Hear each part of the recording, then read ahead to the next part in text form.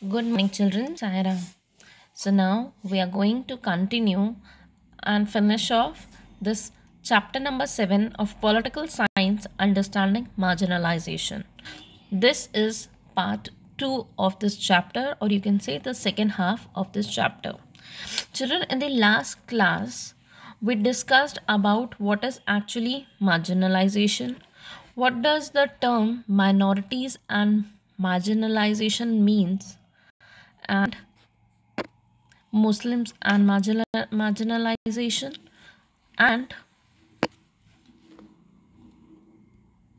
the report, the total crux of the minority community,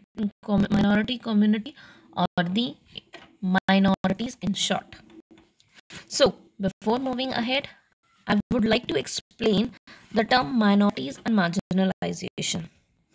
Minorities, as you all know, are the people or the community of people who are in minor groups, okay, who are in minor groups.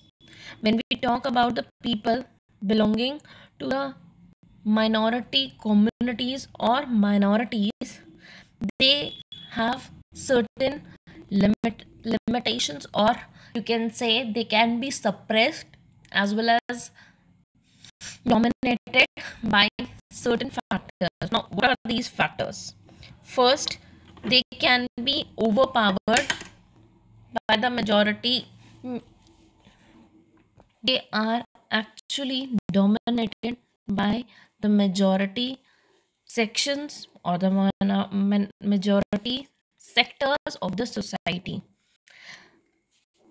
Secondly, it is very necessary to protect their interest. Our constitution provides safeguards to them, and they should be protected properly. It is the duty of every citizen of India. It is the duty, I repeat, of every citizen of India, that the rights of the minority people should be saved, protected, and they should be protected from any kind of domination or harness. Muslim community, if we talk about, when we are talking about marginalization and minorities in them, Muslim community is also a community which comes under a minority community, or you can say minor community. They are also socially marginalized. Why is the reason why, or you can say why social marginalization of Muslims has taken place?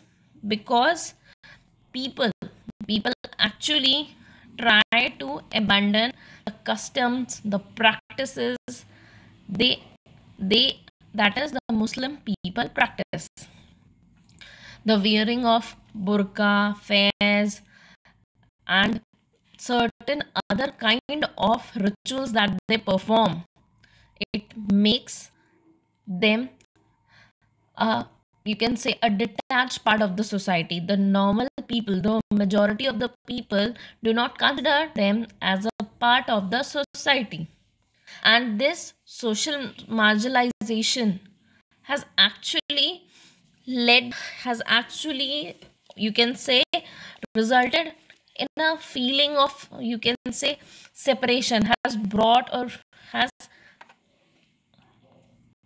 sown the feeling of separation in them also and us also. In our country, we have several marginalized communities like Dalits also. It is quite essential to bring these communities in the mainstream so that they may avail access to rights, developments, and opportunities. Simple question. If I ask a simple question from you, that who are minorities and how are they safeguarded by the Indian Constitution? I repeat, who are minorities and how are they safeguarded by the Indian Constitution? So, what will be your answer? It will be minorities refer, I repeat, minorities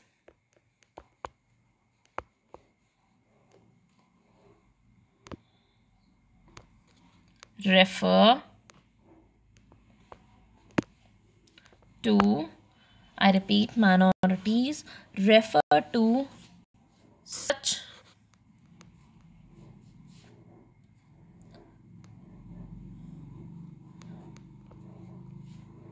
communities. Minorities refer to such communities which are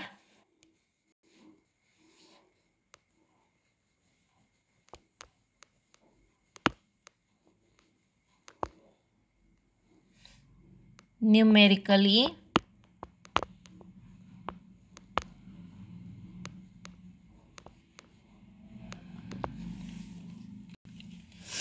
less than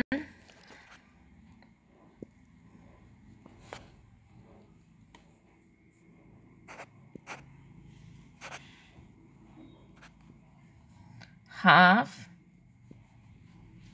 numerically less than half of the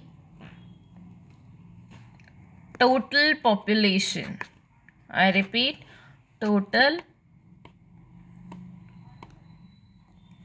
population. So, what are minorities?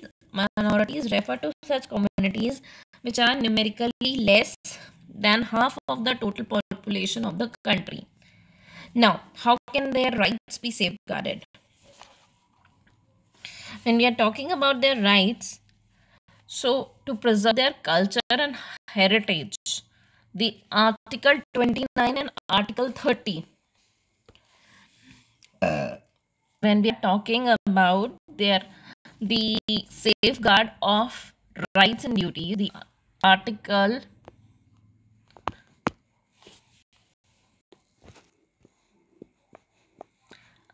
29 and Article 30 of the Indian Constitution provides safeguard to the minorities. Now, what description does these articles gives? First, talking about Article 29. It says that a citizen of the country residing in any part of India having distinct language, script or culture of its own shall have the right to conserve the same. No citizen shall be denied admission into an educational institution maintained by the state or receiving aid out of state funds or on the grounds of religion, race, caste, or language. Article 30 of the Constitution states all minorities in the country, whether based on religion or language, shall have the right to establish and administer educational institutions of their choice. In granting aid, the state shall not discriminate against any educational institutions managed by a minority. The right under this article also includes the right of a minority to impart education to its children in its own language. That is, any people, any kind of person can have the right to get education in the language, in the mode of language which he or she prefers. Next, the term is ghettoization. A ghetto is an area or locality that is populated largely by members of a particular community. Therefore, a process that leads to such a situation. This may occur due to various social, cultural, and economic reasons. Now, the experience of all these groups point to the fact that marginalization is a complex phenomena, requiring a variety of strategies, measures, and safeguards to redress the situation. Every citizen has a stake in the protecting the rights defined in the Constitution and the laws and policies framed to realize these rights. Without these, no one ever will be able to protect the diversity that makes one's country unique. Conclusion. But before actually going with the conclusion, I would like to explain the term ghettoization once more. What is ghettoization? If we talk about ghettoization, this term actually means a process in which an area or a locality is populated largely by members of a particular community. As in, suppose there are members of a particular community, like see some Hindu people are there, or you can say of Brahmin caste. Some Hindu people are there of Brahmin caste. Okay, and suppose they are living in a place somewhere near Mangalore. Okay, so this is ghettoization. That people, each and every, all those people make their own group and community and ignoring the other people. Fine. So now the conclusion. There are different reasons for each community to be marginalized. Each experiences marginalization in different ways. It is often linked to experiencing disadvantage, prejudice, and powerlessness. In India, there are several more marginalized communities like Dalits, or you can say Harijans, etc. Marginalization results in having a low social status and not having equal access to education and other resources. Marginalization is a, you can say, term which actually explores the woes and wheels of the dominated communities, which are suppressed by indirectly or directly by the majority communities or the majorities. Marginalized communities want to maintain their cultural distinctiveness while having access to rights, developments, and other opportunities. The problem is that everyone wants to grow and develop and explore the wideness, but nobody wants to seek how to do it. So, to get and to do is the difference. If this difference finishes off, then our country will become a compatible place to live. Thank you, children. Sairam, and have a great day ahead.